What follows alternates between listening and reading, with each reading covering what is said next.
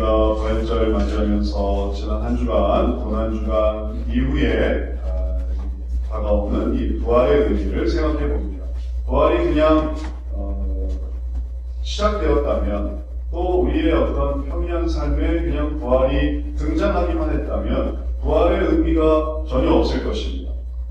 믿지 않는 사람들에게 부활의 의미 없는 것처럼 우리들에게도 우리가 정신없이 우리의 삶 속에 살아오다가 갑자기 부활을 맞이한다면 그 부활은 그냥 예수님의 부활이죠 라는 거기에 연결된 것이 별로 없게 됩니다. 그러나 이 부활이 어떻게 이루어지게 됐는가, 그 전후 사정을 생각해 보면 그게 바로 고난이었죠. 죽으심이었죠. 그러니까 부활이 있는 거죠. 바로 그 부활을 생각해 보면 우리에게 부활은 참 의미가 있습니다. 우리가 지난 주간 우리의 고난에 함께 하신 그리스도를 묵상하는 기도를 우리가 5일 동안 하지 않았습니까? 그래서 우리가 다 체크도 하고 또 확인도 하고 어떻게 5분을 버티셨는지 모르겠어요.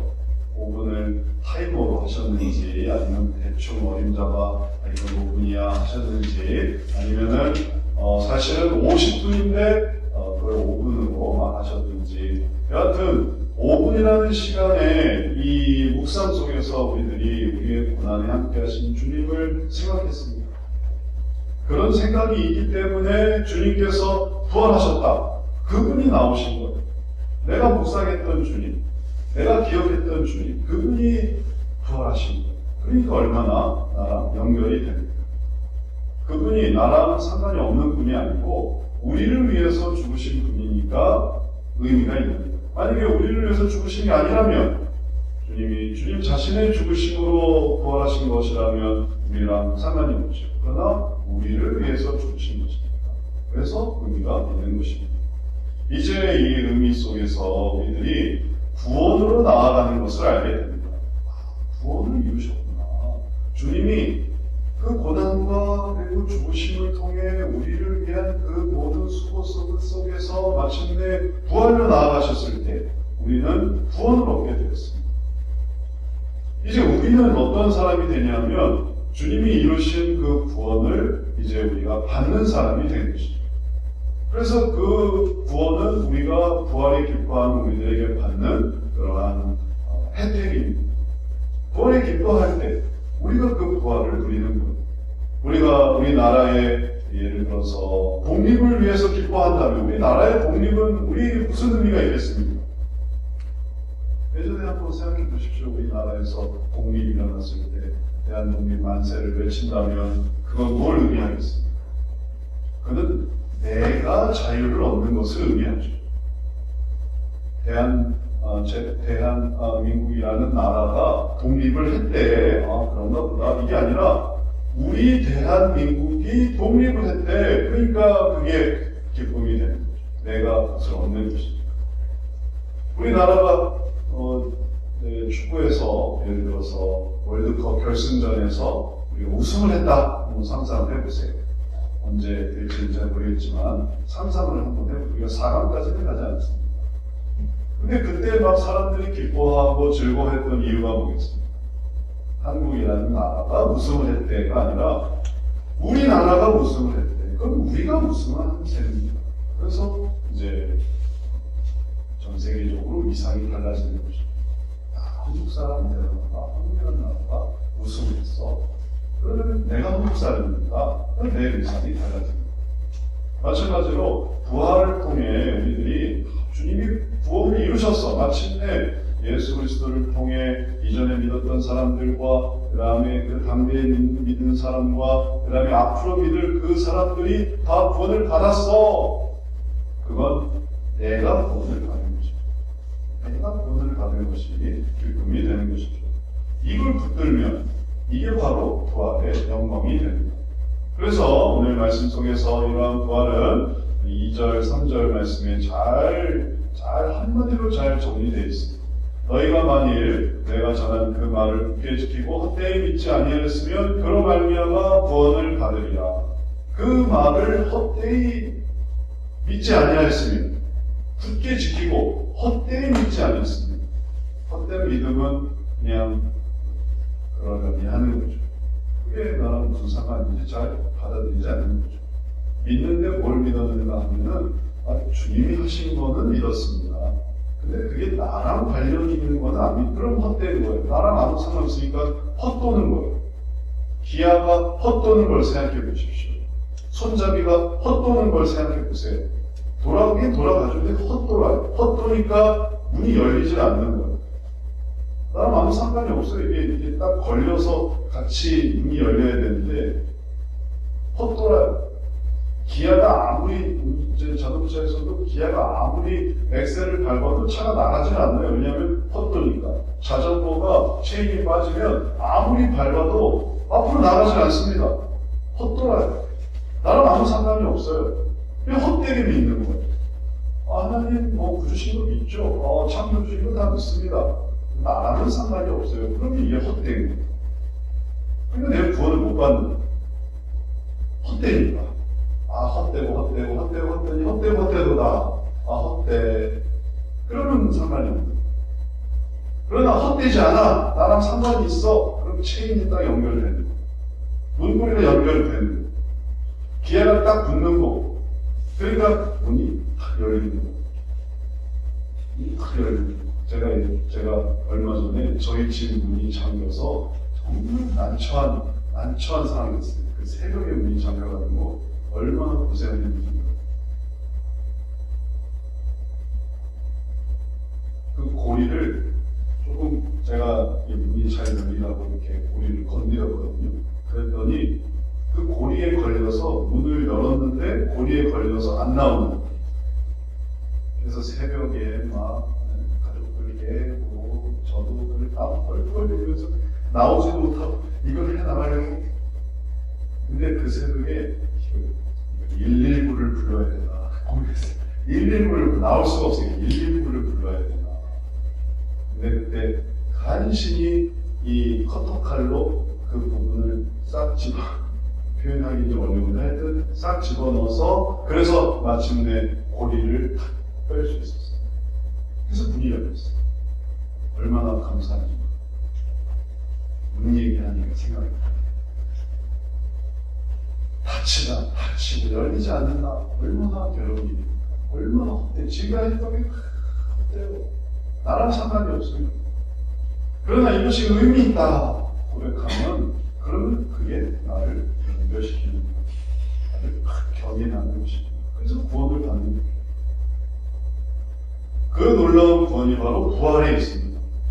그 부활의 내용은 이렇게 설명할 수 있습니다. 내가 받은 것을 먼저 너희에게 전하노니 이는 성경대로 그리스도께서 우리 죄를 위하여 죽으시고, 그리스도께서 죽으시고가 아니에요. 그리스도께서 우리 죄를 위하여 죽으시고, 우리 죄를 위하여 죽으시고, 내 죄를 위하여 죽으시고, 그냥 죽으신 게 아니라는 말이에요.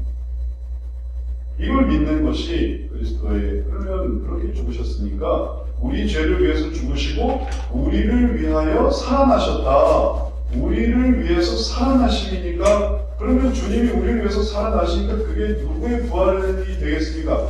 나의 부활로 연결되는, 그리스도의 부활은 나의 부활입니다. 그래서 우리가 그리스도의 부활을 그냥 그리스도라는 객체의 어떤 부활로만 생각하는 게 아니라, 어떤 한 성인의 부활로만 생각하는 게 아니라 이 부활을 내 부활로 생각하는 거예요. 주님의 부활이 나의 부활과 연결되는 거예요. 그러니까 이게 우리가 있는 거죠. 그것을 절대 잊으면 안 됩니다. 그것을 우리가 고백하지 않으면 안 됩니다. 그것을 우리가 꼭 고백해야 되는 나의 부활입니다. 이제 이 부활을 증거하는 사람들이 있고, 그런 사람들이 아무개도 있고 많은 부활을 증거하는, 보고 믿던 보지 않고 믿던 그 부활을 증거하는 사람들이 있습니다. 다 체험적인 신앙으로 아버지가 증거하고 어머니가 증거하고 또 형이 증거하고 누나가 증거하고 언니가 증거하고 혹은 동생이 증거하고 친구가 증거하고 모든 사람이 증거한다 하더라도 제일 중요한 부활의 증거는 누구냐? 그거는 바로 나. 부활을 증거하는 사람 중에 제일 중요한 사람은 바로 나예요. 다른 모든 사람이 부활을 증거하고 고백한다 하더라도 나는 못하면 나만 빠지는 거예요. 나만 빠지면 이 부활에 나만 어떤 사람이 되냐면은 나만 헛도는 사람이 되는 거예요. 왜 안 나가니? 아, 제가 헛돼서요. 왜 안 옵니까? 아, 제가 헛돼서요.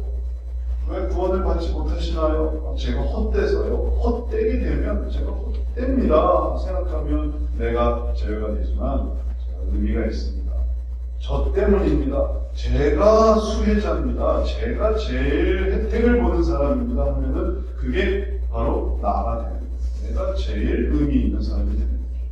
그런 사람, 그런 한 사람 한 사람이 바로 부활에 동참하는 사람이 됩니다. 이제 이 부활에 동참하는 사람을 오늘 성경 말씀은 사도 바울이 자기 자신을 고백하고 있어요.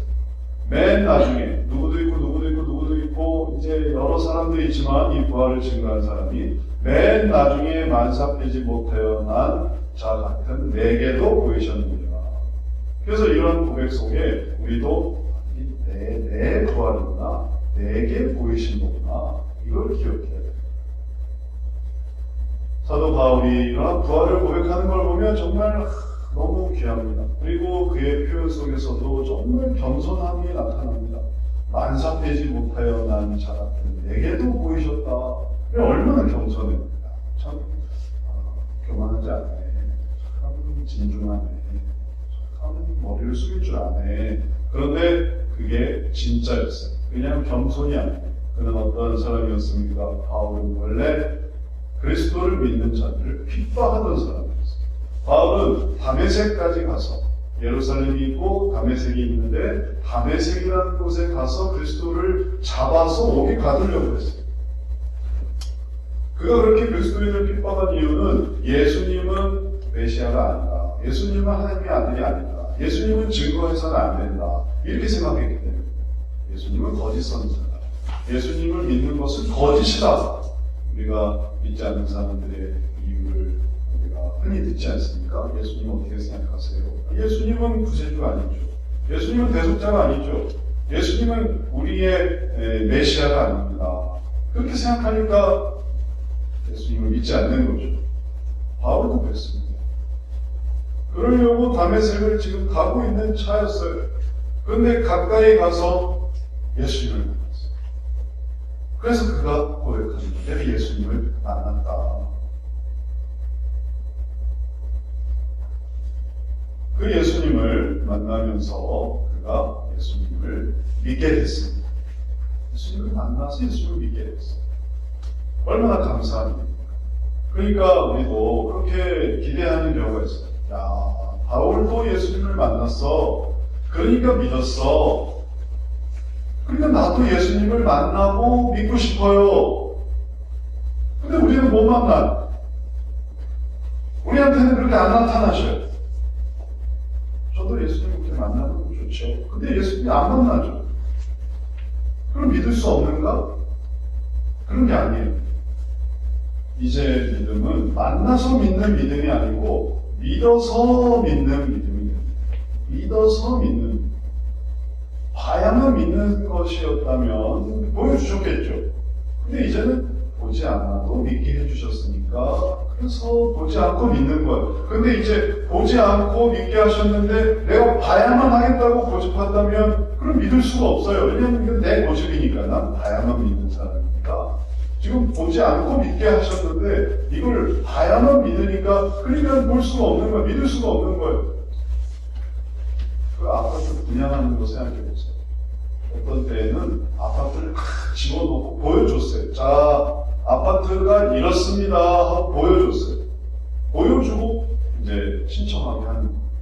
그래서 이걸 보고 이걸 분양받을 수 있구나. 그래서 그걸 받았어요. 그런데 어느 때에는 그렇게 하지 않습니다. 짓지도 않았어요. 아무것도 없습니다. 그런데도 사라는 거예요. 아무것도 없는데도 사라는 거예요. 그래도 사람들이 사요. 방식이 바뀐 것뿐이에요. 예전에는 믿고 그리고 보고 경험하고 믿게 하셨지만 그러나 그 이후에는 안 보고도 믿게 하셨어요. 그러니까 이제 안 보고 믿는 시대에서는 이제 그렇게 따라가야만 하는 것이죠. 그래도 상관이 없어요. 아파트 지어지지 않았는데 믿어도 돼요, 안 돼요? 아파트 지어지지 않았는데 사면 되겠어요, 안 되겠어요? 돼요. 뭘 믿고 그렇게 하는 겁니까? 아파트 그 건설 주체를 보니까 그건 믿을만하다.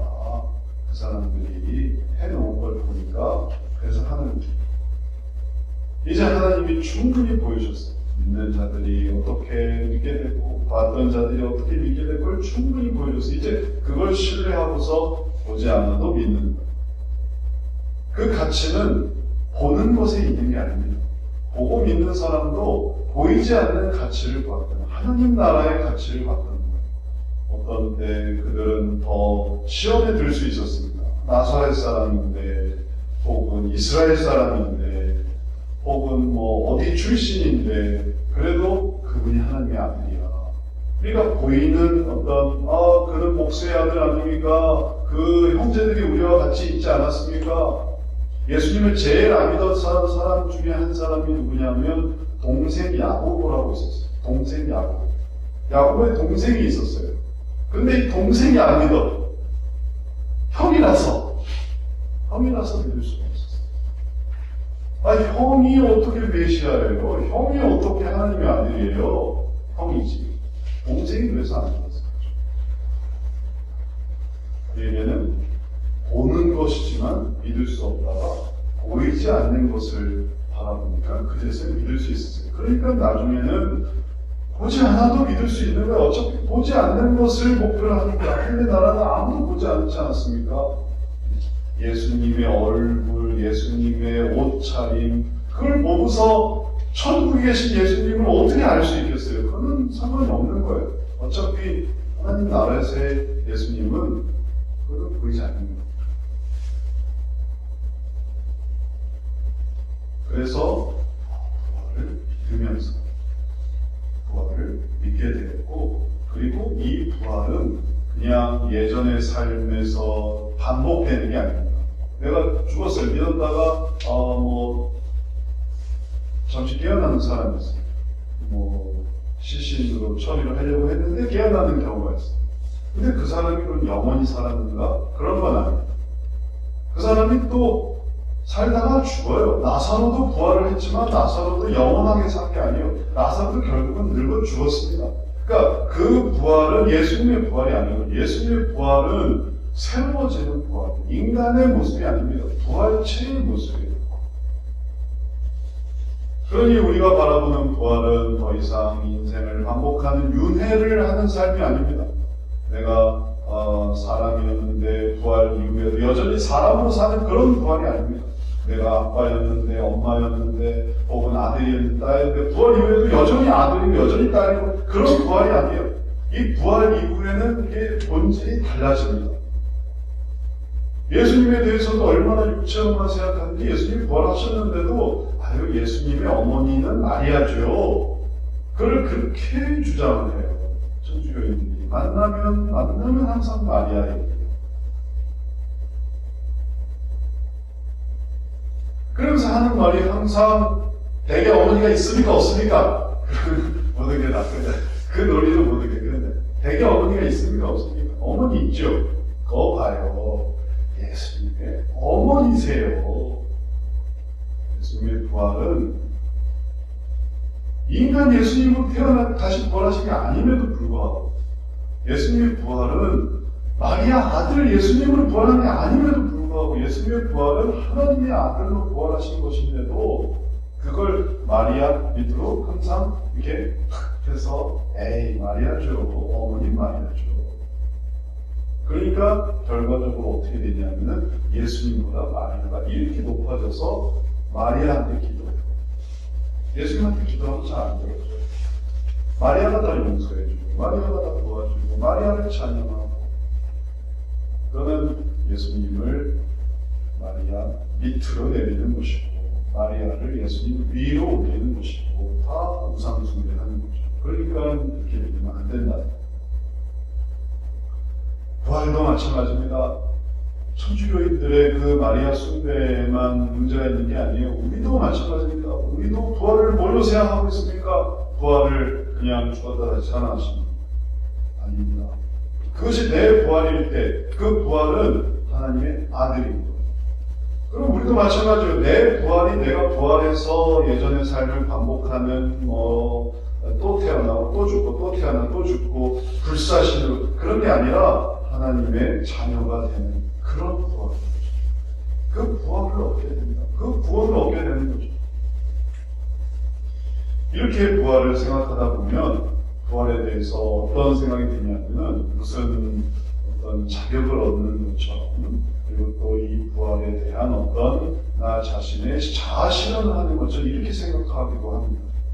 부활을 영어로 하면 resurrection인데 이 resurrection을 어떻게 이해하냐면은 심판, 복수 혹은 어떤 나 자신의 어떤 능력의 최대치 부활했다. 영화에도 resurrection이라는 게 있어요. 그러면 뭐가 되냐면은 부활해서 그냥 다 끝내버리는 그런 스토리예요. 부활이 그런 거예요. 예수님의 부활이 그런가? 하면 아니에요. 예수님의 부활이 그런 게 아니에요. 세상 사람들이 보는 부활이 그렇다는 거죠.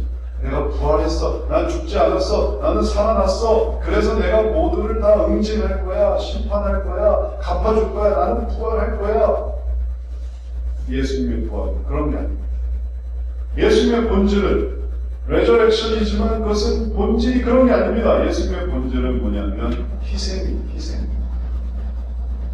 고난 속에서 우리를 위해 죽으셨고 그리고 그 예수님이 다시 부활하셨다라는 것은 주님의 희생을 보여주는 거예요. 희생의 연속성이 있습니다.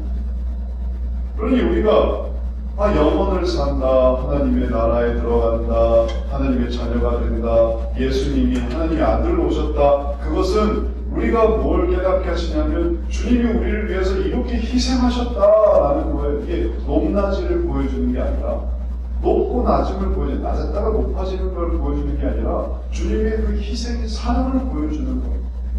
예를 들면 아기의 출생을 한번 생각해 보십시오. 임신을 했어요. 어머니가 임신을 하고 10달 뒤에 아기가 태어나는 걸 생각해 보세요. 아기가 태어난 다음에 그 다음에 무슨 일이 일어납니까? 엄마의 그 10달 동안의 고생과 애씀이 아기의 출생 이후에 그러면 어떻게 나타납니까? 아기에 대해서 뭐 복수하고 그러는 거 아니잖아요. 네가 나를 10달 동안 고생시켰으니 네가 태어나면 내가 너에게 복수한다. 이런 게 아니잖아요. 내가 능력을 너한테 행한다. 이런 것도 아니잖아요. 아기의 출생 속에서 나타나는 것은 뭐냐면 그 아기를 돌보는, 그 아기를 돌아보는 그 어머니의 또 한없는 희생인 거예요. 한없는 사랑. 부활이 그런 겁니다. 그래서 예수님께서 우리를 위해 고생하시고 우리를 위해 고통 당하시고 우리를 위해 부활하셔서 그 다음에 우리를 붙들어 주십니다. 그래서 예수님이 부활하셔서 갈릴리 바다로 간 베드로를 잡아오시고 엠마오로 가는 두 제자 잡아오시고 붙들어 오시고 아니다 설명하시고 돌이키게 하시고 도마 저는 도저히 못 믿겠습니다. 그런 도마에게 손을 내밀어서 내 손가락을 여기 넣어봐. 주님의 이 희생의 모습을 보십시오. 그래서 저도 부활의 주님 보고 나서 야 부활하신 주님 이제 대제사장들 다 쓸어버리고 군병들 쓸어버리고 로마 쓸어버리고 그러지 않으셨을까? 왜 안 그러셨겠어요? 부활의 본질이 그게 아닙니다. 부활의 본질이 심판이 아닙니다. 부활의 본질이 희생에 있는 것입니다. 그래서 부활을 사모하는 우리들이 희생하신 주님을 우리가 닮는 거예요. 그러니 하나님의 사람이 되라는 거지. 그런 의미에서 하나님의 사람이 되는 거지. 우리가 내가 부활 믿었는데 달라진 게 없네요. 부활 믿었는데 나는 여전히 연약하네요. 나는 여전히 또 부족하네요. 부활 믿어도 달라진 게 없어요. 기대한 건 아주 좀 입신양명하고 그 다음에 운수대통하고 부활을 그렇게 생각하는 거예요. 막 이렇게 신분 상승으로. 근데 그런 게 없으니까 부활을 오해하는 거예요. 그러나 부활의 본질은 희생입니다. 고난 이후에 부활하심. 주님이 다시 살아나셔서 우리를 돌보시는 그 거룩한 희생이기 때문에 그 부활을 어떻게 이해되냐면은 주님이 우리를 이끄시는구나, 희생하시는구나, 나도 그 주님을 따라가야겠구나. 내 부활을 맞는데 그 부활을 뭔가 신분상승으로 오해하지 말고 예수님을 따라가는 것으로 생각을 해보세요. 그러면 모든 게 이해가 돼요. 예수님의 그 증인들 보십시오. 게바에게 보이시고, 후에 12제자에게, 그 후에 500의 형제에게 일시에 보이셨는데, 그 중에 지금까지 대다수는 살아있고 어떤 사람은 잠들었으며, 그 후에 야고보에게 보이셨으며, 그 후에 모든 사도에게. 이 중에 정말 의미 있는 한 사람이 있는데 그가 바로 야고보입니다. 이 야고보가 아까 말한 그 야고보입니다. 동생 야고보. 부활하기 전까지 예수님을 거부하고 예수님을 부인하던 그 야고보에게 보이셨다는 거예요. 그런데 야고보에게 보이셨다는 건 여기밖에 안 나와요. 딴 데서는 안 나와요. 그러니까 이게 많이 알려져 있는 얘기가 아닙니다. 은밀하게 야고보를 만나십니다. 우리가 아는 거는 엠마오로 가신 거 성경에 나오고 갈릴리 바다로 가신 거 나오는데 도대체 야고보는 언제, 도마 얘기도 나오지만 야고보는 도대체 언제 하신 거야?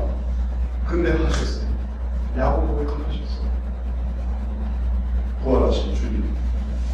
육체로 하셨건 아니면 사도 바울처럼 영으로 하셨건 빛으로 하셨건 야고보에게도 나타나셨습니다. 그러니까 야고보가 나중에 처음에는 예수님을 부인했다가 부활 이후에 그 예수님을 시인하고 고백하고 우리 형은 하나님의 아들이 맞습니다.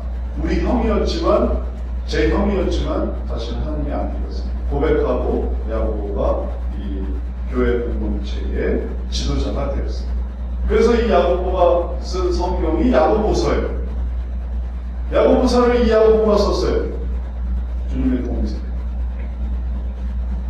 부활이 희생이죠. 부활이 희생이죠. 부활이 권세가 아니고, 부활이 세도가 아니고, 부활이 완장차는 게 아니고, 부활이 강압하는 게 아니고, 너희들은 다 죽었어. 이제 내가 부활했으니 내가 가만두지 않을 거야. 그런 게 부활이 아니라, 부활이 섬기는 거고, 부활이 돕는 거고, 부활이 용서하는 거고, 부활이 돌보는 거고, 그게 부활. 고난 이후의 부활을 그런 것입니다.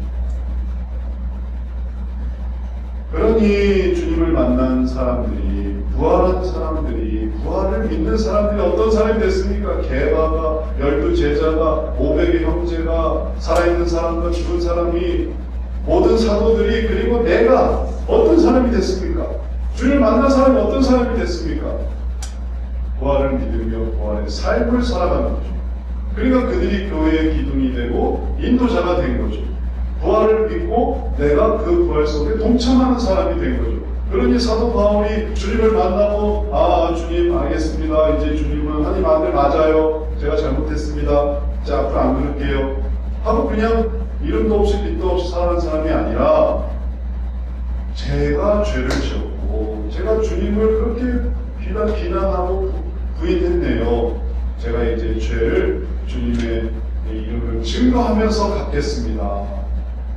그러니까 그가 교회의 일꾼이 된 거죠. 그가 교회의 기둥의 하나가 됐고 인도자가 된 거죠. 그래서 이걸 쓰는 거 아닙니까? 내가 주님을 만났다.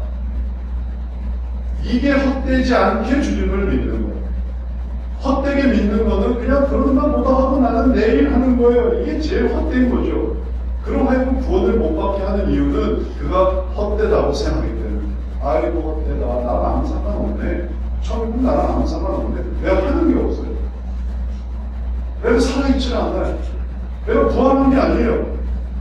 주님이 부활했지 내가 부활했나? 그러니까 나는 하는 게 아무것도 없네. 그러나 헛되지 않으니까 이 부활을 알게 됩니다. 그 주님을 만났으니까 이제 만남으로 내가 끝난 게 아니라 계속 만나려고 하는 거죠. 주님을 계속 만나려고, 한 번 만난 주님을 계속 만나려고 하는 거예요. 그러니까 의미가 있고, 그러니까 교회의 기둥이 되고, 제자가 사도가 되고, 그 사도가 자기의 생명을 바쳐 주님을 따르는 것입니다.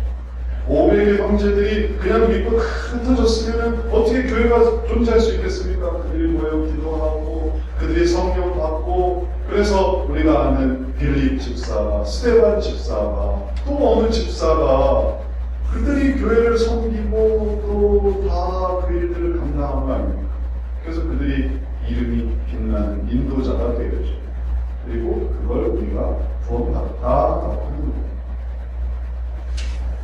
지금 어느 사람이 예수님을 믿긴 하는데 이 사람이 구원을 받을 거냐 말 거냐 이걸 따지는 그런 구원이 아니고 참 애매한 거예요. 이 사람이 뭘 믿는 걸까? 그걸 따지는 게 너무 힘들어요. 이 사람이 구원을 받을 수 있을 건지 없는 건지 이게 진짜인지 가짜인지 이런 구원이 아니라 이 사람이 살아있는지 죽어있는지 구원했는지 안 했는지 이런 게 아니라 그는 살아있다. 왜냐면 그는 지금 인도자예요. 그는 기도이에요. 그는 참여하고 있습니다. 그는 살아있어요. 그러니 여기서도 부활에 동참하는 사람이고 하나님 나라에서도 부활에 동참하는 사람인 거죠. 그는 희생할 수 있는 사람입니다. 하나님 나라에 희생할 수 있는 사람입니다. 하나님 나라를 즐기고 하나님의 나라를 탐닉하고 하나님의 나라를 내 것으로 만들 수 있는 사람이 아니고 하나님의 나라에 제가 이거 봉사하겠습니다. 이거 섬기겠습니다. 제가 이거라도 제가 제 정신이라도 제 헌금이라도 제 부족한 삶이라도 제가 하나님 나라에 이렇게 동참하고 싶습니다. 그런 사람이 하나님 나라에 의미 있는 사람입니다. 이렇게 부활을 믿고 사모하는 사람은 또 기뻐하는 사람은 그런 사람이 살아있는 사람.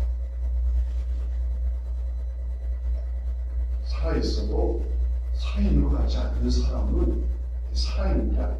어디서 뭐 살았는지 죽었는지 알 수 없는 사람이 어떻게 살아있는 사람이에요? 아니 목숨은 있겠죠. 하지만 앞으로 그렇게 살아가면 언젠가 목숨도 사라지면 그 사람이 살아있는 사람이니까 죽어있는 사람입니까?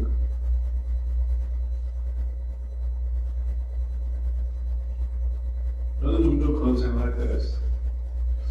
저를 아는 사람들은 저를 어떻게 생각할까? 그런 생각할 때가 있어요. 이동식 목사를 아는 사람들은 어떻게 생각할까? 살아있는데 내가 살아있는 걸 알려야 하는데 내가 죽지 않았는데 얼마 전에 전도사 때 같이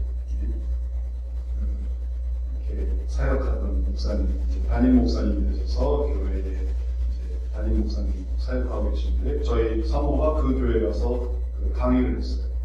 그리고서 제 이름을 얘기하는 담임 목사님 예전에 같이 사역하던 윤홍식 목사님 사모가 알아보고 기뻐하면서 윤홍식 목사 예전에 전도사였죠.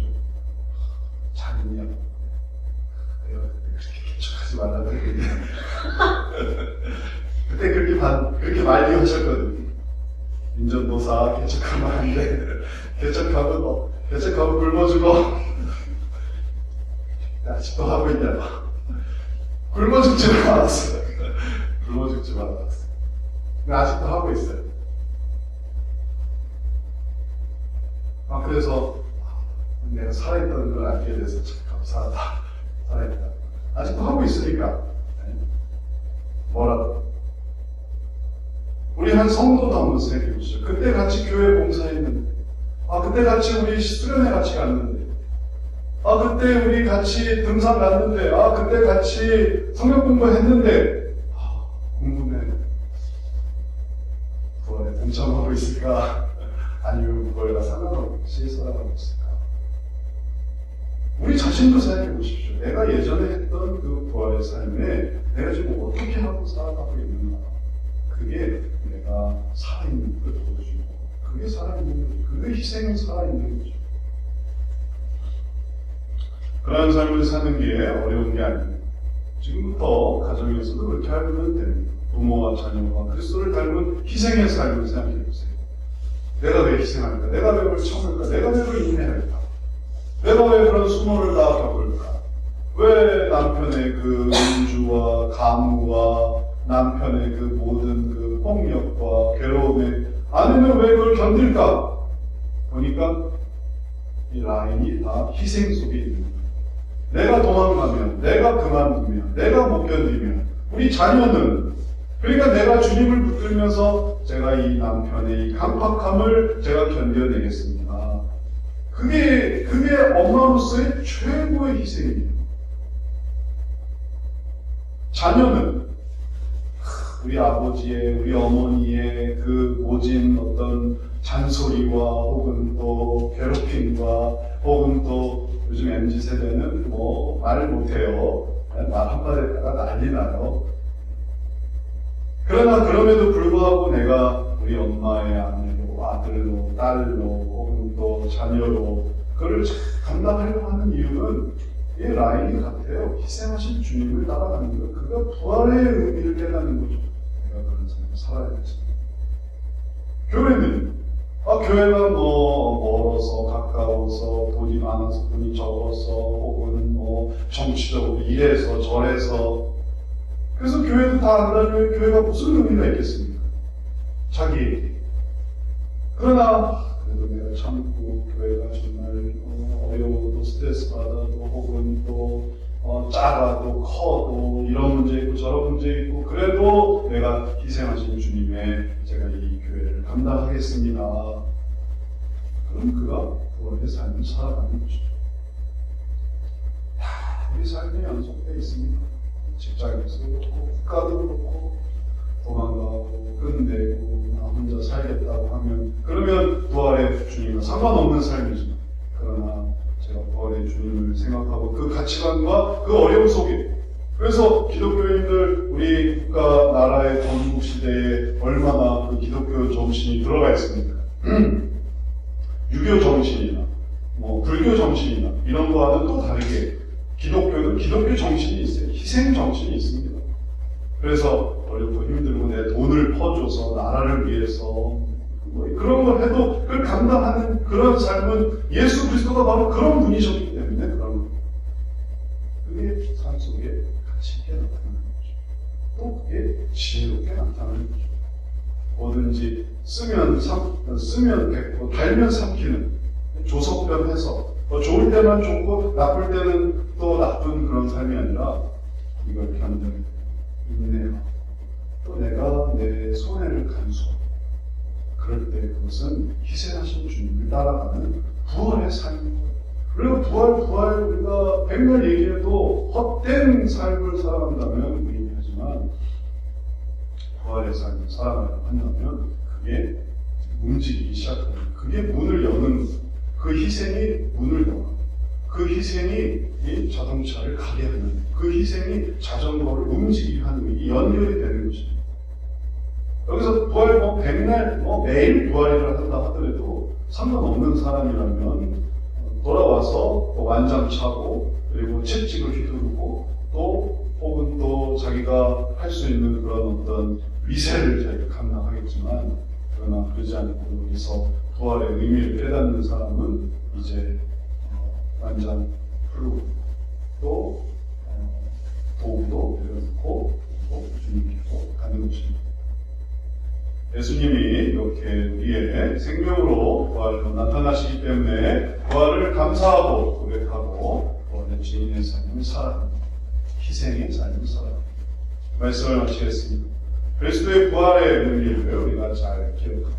그게 나를 위한 부활임을 생각했습니다. 이제 내가 헛되이 믿는 자가 아니요 그 부활의 가치를 잘 기억해서 온전한 그리스도인으로 그래서 내가 할 수 있는 대로 잘 감당하는 거룩한 성도 되시기를 주의 이름으로 축원합니다.